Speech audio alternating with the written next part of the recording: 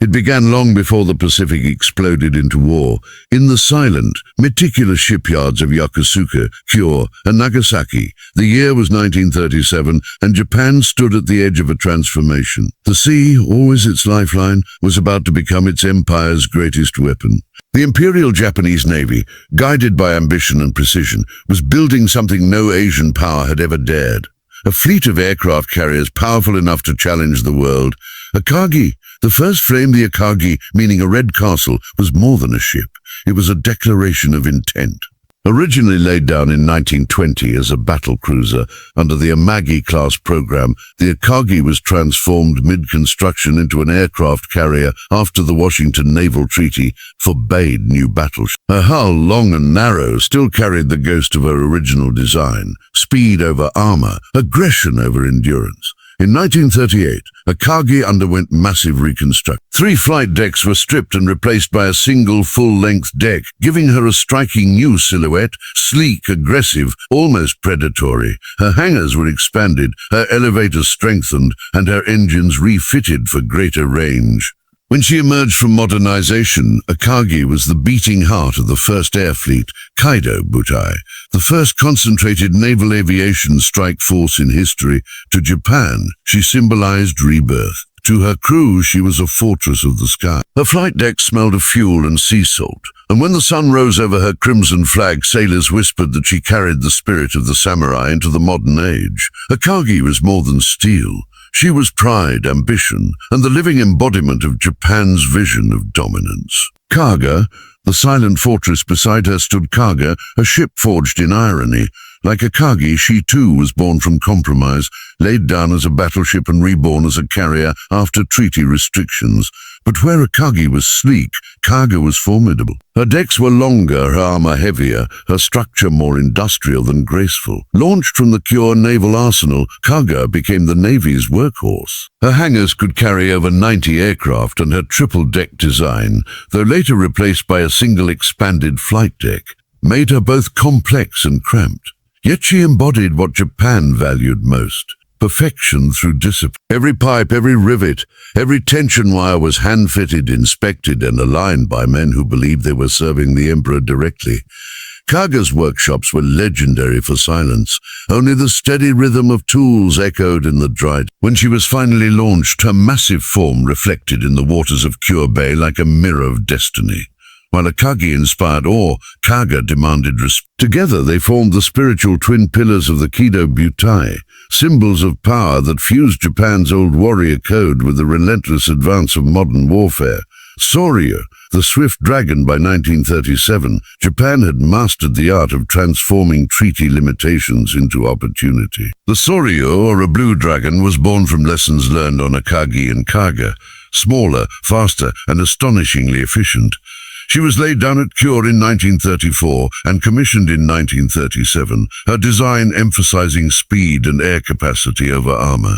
The Soryu's engines gave her nearly 35 knots, faster than most American carriers that followed. Her flight deck was long and graceful, her hull lean, her profile distinct. She carried a mix of Mitsubishi A5 and Monsieur Claude fighters, H-Gunner dive bombers, and Nakajima B-5N torpedo planes, each one representing Japan's evolving mastery of naval aviation.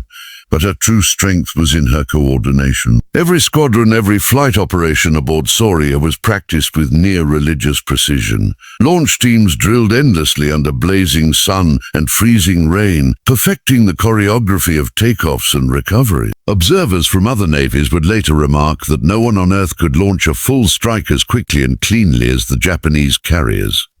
The Soryu was the purest expression of efficiency. She wasn't built to endure punishment. She was built to strike first, strike fast, and disappear into the horizon before the enemy could react. When she joined the Kido Butai, she brought a new dimension: speed as strategy, agility as a weapon. Haryu, the flying dragon. If Soryu was agility incarnate, Haryu, her flying dragon, was her evolved reflection. Built at Yokosuka and commissioned in 1939, Haryu was a refined version of her sister ship, correcting every flaw, expanding every strength. Her bridge and island structure were placed on the port side, a rare design decision that made her instantly recognizable and improved aircraft handling. Her hangars were slightly taller, her engines stronger, her flight deck broader. She could carry 73 aircraft, launch them in tight intervals, and recover them with precision unmatched in the Pacific at that time. The Harrier represented the peak of Japan's mid-war carrier engineering, the perfect balance of design, performance, and purpose. Sailors called her the carrier with wings, for she responded to wind and wave like a living creature.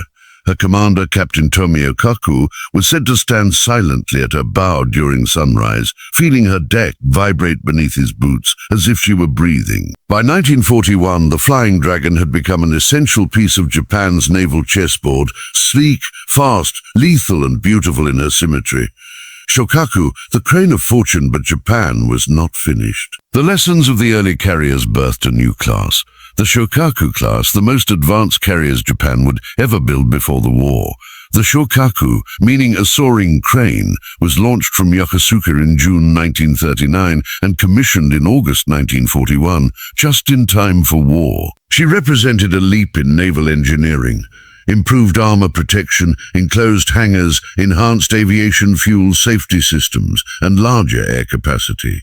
With 84 aircraft on board, she could launch massive coordinated strikes while sustaining far more damage than her predecessors. Unlike Akagi and Kaga, Shokaku was not a converted design. She was conceived from the keel up as a true fleet carrier, streamlined, modern, and elegant. Her crew quarters were spacious by Japanese standards. Her radar and communication systems were among the most advanced in Asia. When she sailed with her sister ship Zuikaku, the pair were known as other crane sisters. Together, they would spearhead some of Japan's most daring operations. From Pearl Harbor to Coral Sea, their flight decks shimmering under tropical sunlight as Zero fighters rolled into the wind. In Shokaku's hangars, mechanics worked in silence, wiping oil with cloths embroidered with their family crests. To them, these ships were not machines. They were extensions of spirit, living temples of steel dedicated to the Emperor's will. Zuikaku, the auspicious crane, the final member of the six, was Zuikaku. Auspicious crane, she was Shokaku's near-identical twin, launched from the Kawasaki shipyard in Kobe and commissioned in September 1941. But her personality, as sailors described, was different. She was considered lucky, not only for her name but for her endurance through some of the fiercest battles of the Pacific. Her design mirrored Shokaku's, but her crew's spirit was uniquely fierce. Young, confident, and deeply loyal, the men of Zuikaku trained with unmatched intensity. Her aviation complement included the latest Mitsubishi Essex Monsieur Zero fighters and Nakajima B-5N torpedo bombers, piloted by some of Japan's finest aviators. Zuikaku's flight deck was a realm of thunder and wind. The roar of engines at dawn, the rhythmic gestures of deck crews, and the rising smell of aviation fuel became the heartbeat of her voyages. When she joined her sister in the First Air Fleet, the Japanese Navy's offensive capability reached its zenith. Together, Shokaku and Zuikaku represented the height of Japanese carrier design, elegant, efficient, and capable of projecting power across thousands of miles of ocean. The perfection and the price. Between 1937 and 1941, these six carriers, Akagi, Kaga, Soryu, Huryu, Shokaku, and Zuikaku, formed the backbone of the Kido Butai, the most powerful naval aviation force the world had ever seen. No other nation had concentrated so many elite carriers, aircraft, and pilots into a single strike arm. When they sailed together in December 1941, 6 decks stretching across the Pacific, they represented more than ships. They were the embodiment of Japan's dream, a unified, unstoppable fleet built through precision, sacrifice, and vision. Yet, that same precision carried its flaw. Each of these ships was handcrafted to perfection, but perfection takes time. Japan's shipyards could produce quality, not quantity. While America's industrial machine would soon launch carriers faster than Japan could replace a single one, these 6 giants stood as monuments to an era when craftsmanship defined power. In the weeks before Pearl Harbor, deck crews lined up in perfect formation at sunrise. Pilots bowed before boarding their aircraft. The white gloves of officers gleamed, and the red circles on wings flashed in morning light.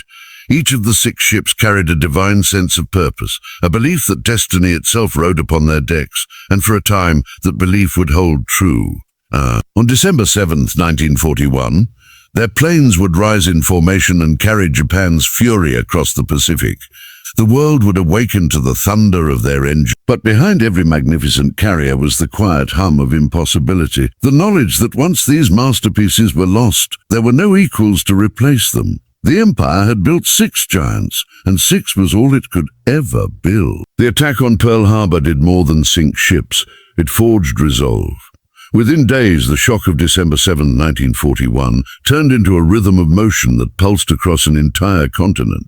The United States, once the sleeping giant, was now fully awake. From the Atlantic docks of Newport News to the Pacific yards of Puget Sound, from Brooklyn Navy Yard to Mare Island, hammers began to fall in unison. The hum of engines, the crackle of welding torches, and the pounding of steel plates became the heartbeat of a nation at war. Factories that had built automobiles, refrigerators, and railway engines only months earlier now took on new identities. Detroit, the Motor City, began designing tank engines and aircraft parts. Bethlehem Steel rolled thicker armor. General Electric and Westinghouse rewired America for war. Every workshop, every tool, every pair of hands was suddenly redirected toward one goal, to outbuild an empire. Mobilizing a nation in early 1942, the United States faced a sobering reality. Japan had 6 fleet carriers, Akagi, Kagagi, Kaga, Soryu, Huryu, Chikaku, Zuikaku, already dominating the Pacific. The U.S. Navy had just a handful of operational carriers, Enterprise, Lexington, Saratoga, Yorktown, and Hornet. Yet within months, the Navy and the nation would unleash something the world had never seen, an industrial army of builders. President Franklin D. Roosevelt called it the arsenal of democracy. His war production board, led by Donald Nelson, rewired the American economy overnight. Civilian production of cars and appliances was halted. Ford, Chrysler, and General Motors received blueprints not for sedans, but for ship sections and bomber fuselages. The civilian workforce exploded with new faces, women, immigrants, and African Americans who entered industrial roles that had been closed to them only years before. Posters shouted to you the job he left behind. Factories filled with the rhythmic swing of rivet guns and the scent of hot oil. Rosie the Riveter became more than propaganda. She was real, standing on scaffolds, sealing bulkheads, welding flight decks under a spray of sparks. Across America, from Ohio to California, hundreds of thousands of women built warships they might never see, but whose names they would remember forever. Birth of the Essex class, the Navy's engineers had learned bitter lessons from 1942's early battle. They needed carriers that could be built fast, fight hard, and be repaired easily. Thus came the Essex class, the backbone of America's carrier force. Designed at the Bureau of Ships in Washington, D.C., and approved only weeks after Pearl Harbor, the Essex plan was revolutionary for its scale. Each ship would displace over 27,000 tons, stretch 872 feet, and carry roughly 100 aircraft. But more importantly, the design was modular, meaning multiple shipyards could build different sections simultaneously, then assemble them like pieces of a colossal steel puzzle. The home front transformed. The speed of American production was fueled not only by resources but by spirit. Millions of civilians bought war bonds, collected scrap metal, and rationed food. Children gathered tin cans and rubber tires for recycling programs. At night, cities dimmed their lights to save energy for shipyard power grids. In California, the Kaiser Shipyards in Richmond became legend. Industrialist Henry J. Kaiser pioneered the use of prefabricated sections, cutting ship construction time from months to days. His techniques would influence carrier assembly as well, especially escort and light carrier programs like the Independence class. These smaller carriers, converted from cruiser hulls, rolled out in astonishing numbers, escorting convoys and supporting invasions across the globe. By mid-1943, the U.S. workforce had grown to more than 60 million, with nearly 19 million women on the factory floor. Wages rose, hours stretched, and exhaustion was constant. But morale soared. War posters declared a loose lips sink ships, and everyone understood the weight of that phrase. In some coastal towns, it was impossible to find a man or woman not tied in some way to the Navy's construction machine. Shipyards never slept. They were illuminated like cities of flame.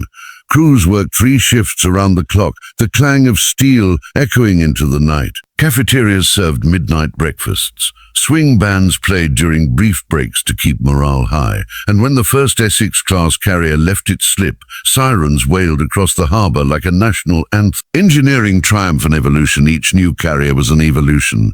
Stronger armour, better anti-aircraft guns, improved elevators, thicker flight decks. The short-hull Essex design gradually gave way to the long-hull variant, with a bow extension that improved seakeeping. Under the hangars, aircraft types changed just as rapidly, from the F-4F Wildcat to the F-6F Hellcat, from the SBD Dauntless to the SB-2C Helldeva. Every improvement in aircraft demanded redesign of lifts, fueling stations, and catapults. But America could afford to adapt. Its factories could retool overnight. Behind the technical marvel stood a tidal wave of logistics. The Navy's Bureau of Yards and Docks oversaw new dry docks, while the Maritime Commission handled material flow, millions of tons of steel, copper, and aluminum. Rail lines ran night and day, delivering armor plate from Pittsburgh, turbines from Wisconsin, and propellers from New England foundries. When wartime visitors toured these facilities, they described them as cathedrals of metal. Towering cranes moving 100-ton modules, welders' sparks cascading like stars, and assembly crews orchestrating movement with precision that resembled choreography. 17 fleet carriers, 9 light carriers, and over 50 escort carriers had been completed or were under construction. The Navy could now rotate damaged vessels for repair, while new ones steamed out to replace them, an impossible dream for Japan, whose 6 masterpieces could never be rebuilt fast enough. Admiral Ernest King famously remarked that America's real weapon wasn't the bomb or the battleship. It was the industrial spirit. When he received reports of yet another carrier completed weeks ahead of schedule, he merely nodded and said, "Keep them coming." Ship names like Enterprise, Intrepid, and Yorktown became symbols of endurance. Each carried air groups trained on fresh aircraft produced by factories that seemed endless in supply. The Pacific no longer belonged to a handful of giants. It was now ruled by a fleet of steel and flame, born in foundries and finished by willpower. The emotional core, while blueprints and logistics defined success, emotion powered it. Propaganda films narrated by celebrities showed footage of carriers sliding into the sea, christened by the wives of admirals and politicians.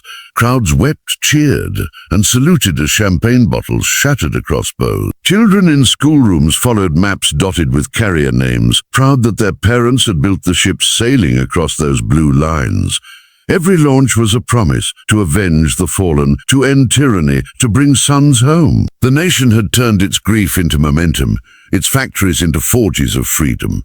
The sight of carriers lined up in dry dock after dry dock, each one taller than city blocks, gave Americans a new kind of confidence, that the war could be won not only on courage, but on capacity. Industrial might becomes destiny. By late 1944, the United States possessed more carrier tonnage than the rest of the world combined. The Navy's carrier task forces roamed the Pacific in formations unthinkable only 2 years earlier, dozens of flight decks launching hundreds of planes simultaneously planned in new. But behind those operations stood men and women who never saw battle, machinists in Pennsylvania, riveters in California, pipefitters in Virginia. Every victory traced back to a torch's flame, a hammer's strike, a steel plate set into place under the arc-light glow of midnight shifts. When the war finally began to turn, many Americans didn't celebrate with fireworks. They simply worked another shift, finished another hull, and wrote a single line in chalk across the bulkhead. A Built for Freedom, 1944. By the time Japan realized the scale of America's awakening, it was too late. The ocean itself seemed to carry American industry across its waves, 17 carriers in 3 years, and then they stopped counting, not because they couldn't, but because counting no longer mattered. Production had become power. Power had become destiny. The Pacific Ocean was vast, indifferent, and unyielding. On its endless blue expanse, 6 of Japan's most magnificent carriers, Akagi, Kaga, Soryo, Hurry of Shokaku, and Zuikaku, cut a deadly path. Each vessel was a masterpiece of engineering, a floating fortress of pride and precision. Sailors aboard the carriers knew that they carried the weight of an empire, that every launch of Zero fighters, dive bombers, and torpedo planes was an extension of Japan's ambition. Yet even in their elegance, a hidden weakness existed. Japan had mastered quality, not quantity. Each ship required hundreds of skilled craftsmen, meticulous inspections, and months of careful construction. When one fell, the loss was absolute. It could not be replaced overnight. Against the relentless tide of American production, the six giants faced an enemy whose greatest weapon was sheer industrial might. June 1942 marked the turning point. At the Battle of Midway, the Pacific witnessed the consequences of disparity between craftsmanship and production. Japan's six carriers sailed with confidence, believing in surprise and precision. Their air crews were among the best in the world. The decks were immaculate, the aircraft ready, the flight crews disciplined to perfection. But across the horizon, American carriers, Yorktown, Enterprise, and Hornet, moved with a resilience born not of perfection but of numbers, redundancy, and unbreakable spirit. When Japanese bombers attacked, the Americans responded with cunning, patience, and bravery. Within hours, 4 of Japan's 6 carriers were engulfed in flames: Akagi, Ikaga, Soryu, and Hiryu. The Pacific burned. Yet the story was not one of total destruction. Shakaku and Zuikaku survived, carrying the hope of Japan's remaining strike power. But the lesson was clear. Industrial capacity could replace losses faster than skill alone could preserve them. While Japan mourned, America's shipyards rolled out replacements, Essex-class carriers, newly completed, ready to take the fight across the ocean. In the aftermath of Midway, Japan's operational philosophy faltered. Precision was their creed, but losses outpaced their capacity to rebuild. Meanwhile, America had reached full momentum. Shipyards churned relentlessly, constructing not one, but multiple carriers simultaneously. Each new vessel was better, faster, and armed with increasingly lethal aircraft. By late 1942, the Essex-class carriers began replacing lost tonnage at an unprecedented rate. Names like Essex, Bunker Hill, Hornet, CV-12, and Intrepid became synonymous with unstoppable production. American naval engineers had learned from every Japanese tactic, incorporating lessons in hangar design, flight deck elevation, and damage control. The psychological impact was immense. Japanese admirals watched the horizon, knowing that each strike they launched could destroy one American ship. But for every loss inflicted, 2 or 3 more were already being launched in response. It was a war where numbers had become a weapon, as deadly as any torpedo or bomb. The contrast was stark. Japan had mastered quality, America mastered quantity and adaptability. Every carrier loss taught new lessons to the Americans. Every victory for Japan became bittersweet, shadowed by the certainty that industrial might could not be defeated by skill alone. Yet a steel versus spirit was not just an industrial tale.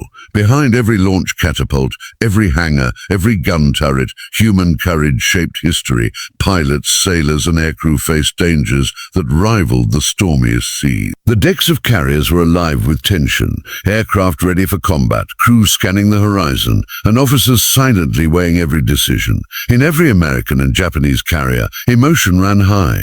Japanese crews mourned fallen comrades while still launching attacks with deadly precision. American sailors, aware of superior numbers, relied on innovation and unity.